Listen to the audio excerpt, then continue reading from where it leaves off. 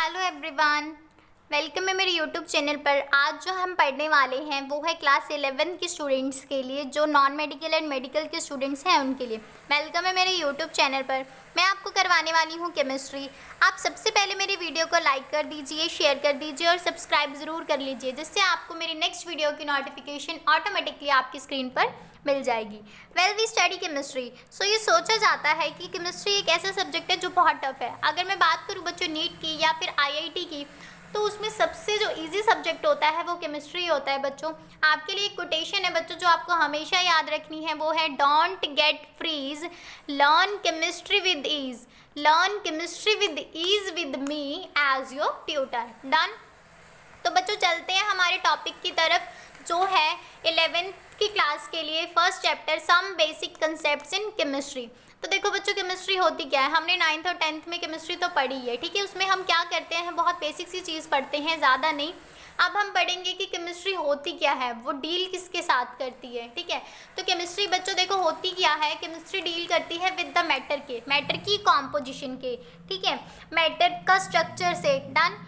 It is defined as branch of science which deals with the study of composition, structure and properties of matter and changes which the matter undergo under different conditions and laws which govern this। Means मैंने बोला आपको इसके अंदर हम matter की study करते हैं, matter के बारे में पढ़ते हैं, ठीक है। तो बच्चों देखो ये तो थी हमारी केमिस्ट्री, ठीक है। और इसमें क्या हम और पढ़ेंगे, मैटर का स्ट्रक्चर तो पढ़ेंगे, साथ ही साथ हम कैसे different changes and different transformations करते हैं वो भी देखेंगे। और जो इसमें चेंजेस हो रहे हैं उनको कौन से लॉज अफेक्ट कर रहे हैं, उन लॉज के बारे में भी हम इसमें पढ़ेंगे, ठीक है बच्चों। सो ये तो थी हमारी केमिस्ट्री।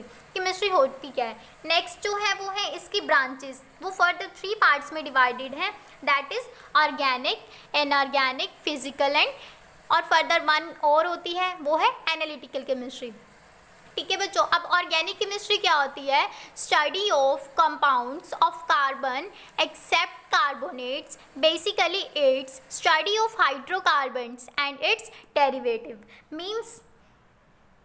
मीन्स इसमें हम स्टडी करते हैं कंपाउंड्स की।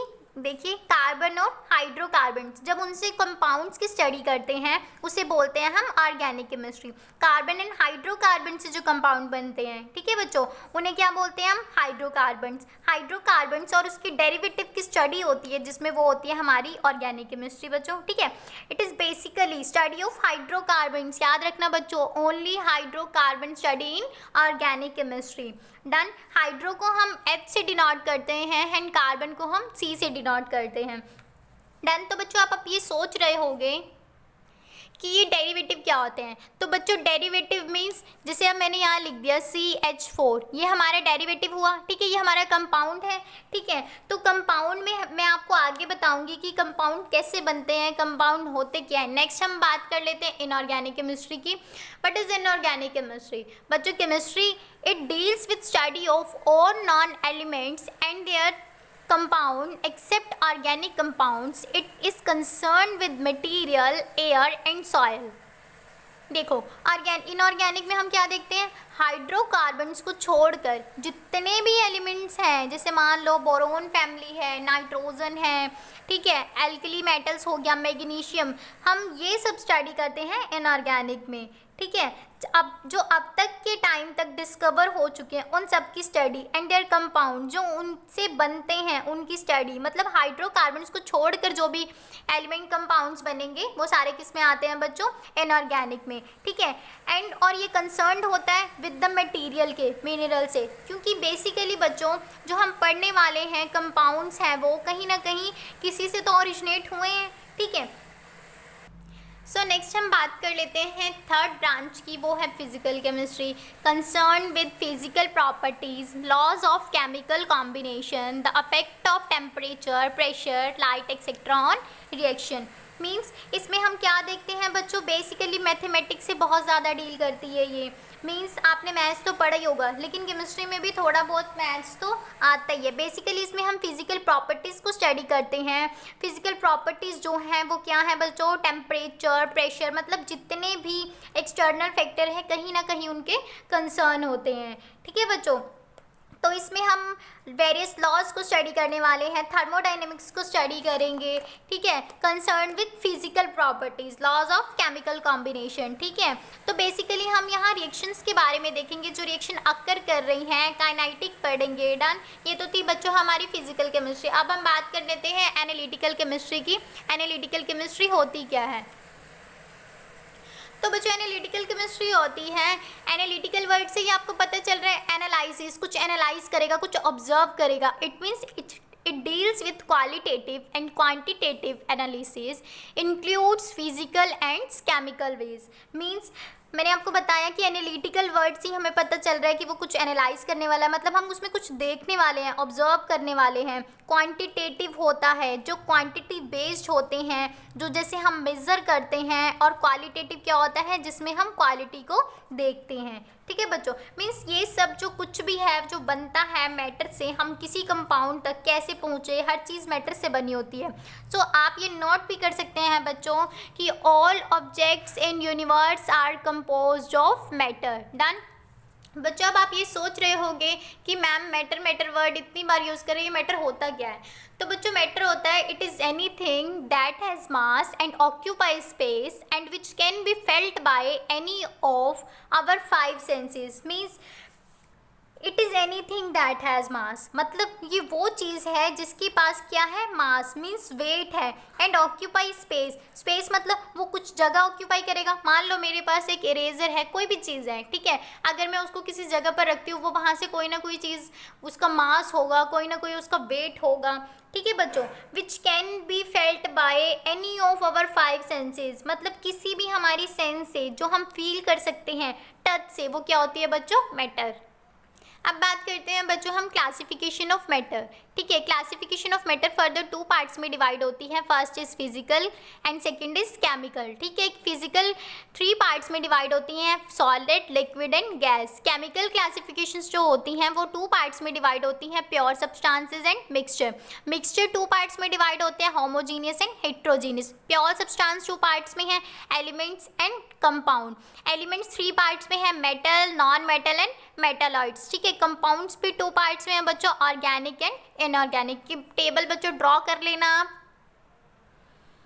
अब हम बात करते हैं फिजिकल केमिस्ट्री की। फिजिकल केमिस्ट्री फर्दर 3 पार्ट्स में डिवाइड है, solid, liquid and gas. Solid क्या होता है बच्चों, जिसमें हमारे पास डेफिनेट वॉल्यूम है, डेफिनेट शेप है, ठीक है। इट मीन्स आपको पता लग रहा है इसमें जो मास ऑक्यूपाई करेगा, जिसके पास वॉल्यूम है, जिसका स्पेस है, ठीक है बच्चों। डन एग्जाम्पल के लिए हम ले सकते हैं आयरन, वुड।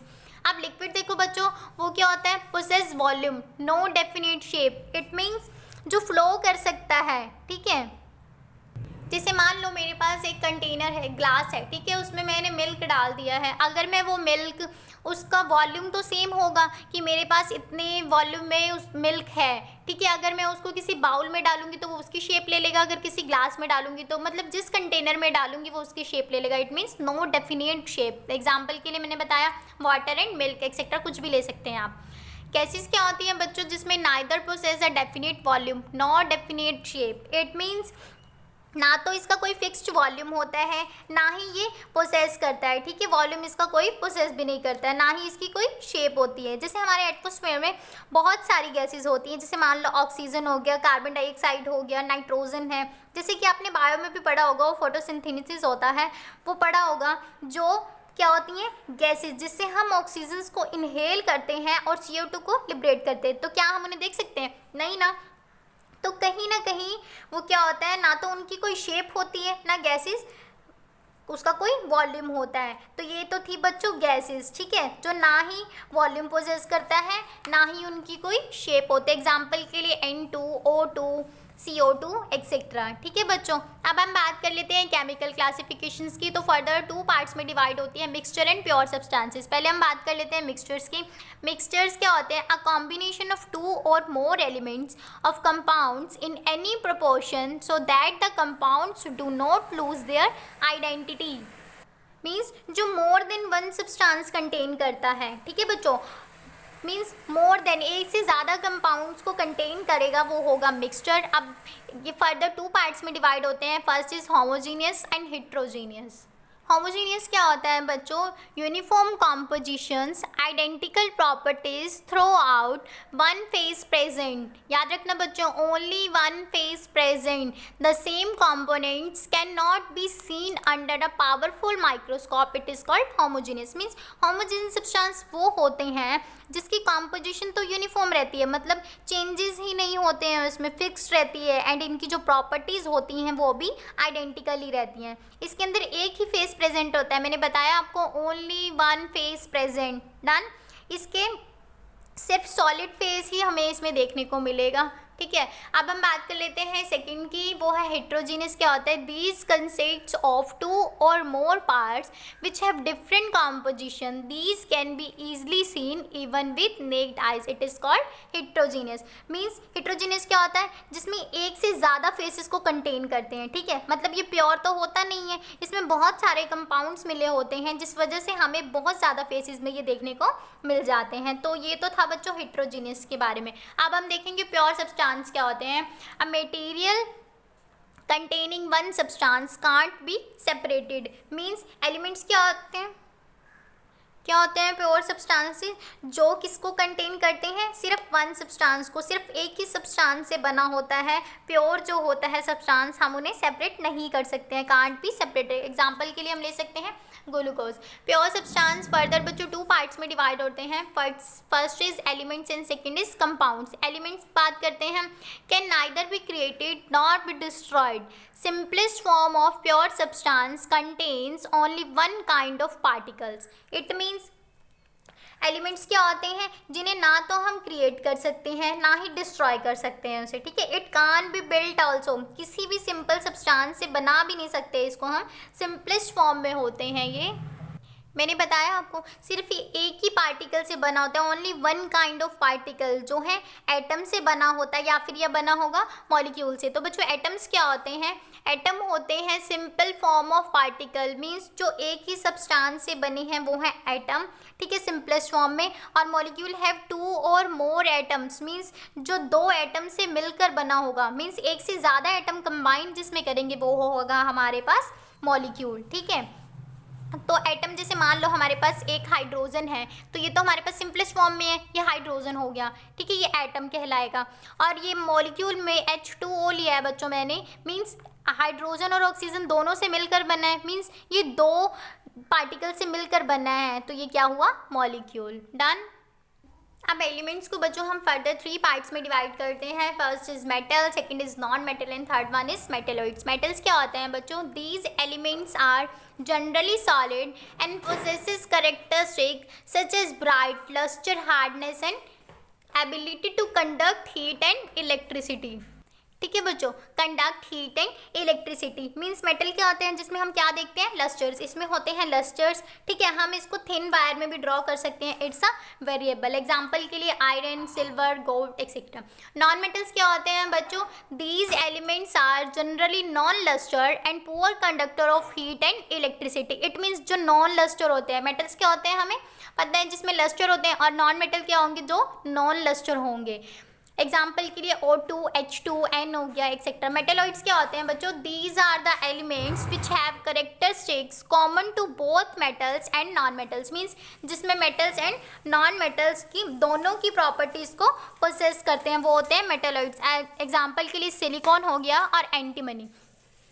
अब नेक्स्ट हम देख लेते हैं, अब नेक्स्ट बात कर लेते हैं हम कंपाउंड्स की। कंपाउंड्स क्या होते हैं बच्चों? A compound is a pure substance containing two or more elements combined in fix proportion by mass. ठीक है, जो more than one kind of element से बने होते हैं। लाइक कोई भी दो एलिमेंट है, जैसे अगर मैं बात करती हूँ हाइड्रोजन की, तो हाइड्रोजन है हमारे पास, ठीक है, H। और अगर मैं बात कर लेती हूँ एक और पार्टिकल की, वो है हमारे पास ऑक्सीजन। तो अगर मैं इनकी दोनों, ये दोनों हमारे पास फिक्स प्रोपोर्शन में प्रेजेंट होते हैं। अगर मैं इनकी रेशो ले लेती हूँ तो ये क्या होगा?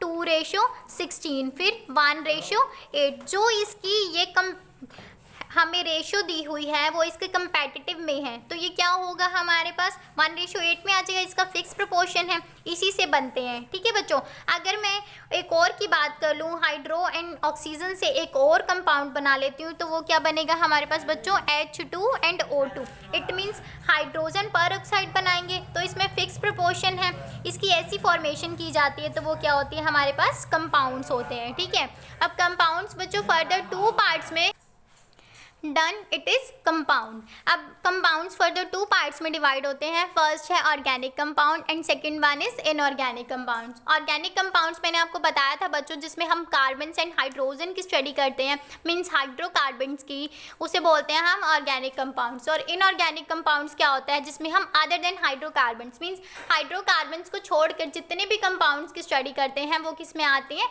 इनऑर्गेनिक कंपाउंड्स में। ठीक है बच्चों, तो ये तो थी हमारी क्लासिफिकेशन ऑफ मैटर्स हुई कंप्लीट। नेक्स्ट वीडियो में मैं आपको बताऊंगी इसके laws, chemical effect, chemical compounds, SI units. ठीक है, तो आपको मेरी ये वीडियो कैसी लगी लाइक और कमेंट करके ज़रूर बताएं और सब्सक्राइब ज़रूर कर लीजिए, जिससे आपको मेरे नेक्स्ट वीडियो की नोटिफिकेशन आपकी स्क्रीन मिल जाएगी। Thank you.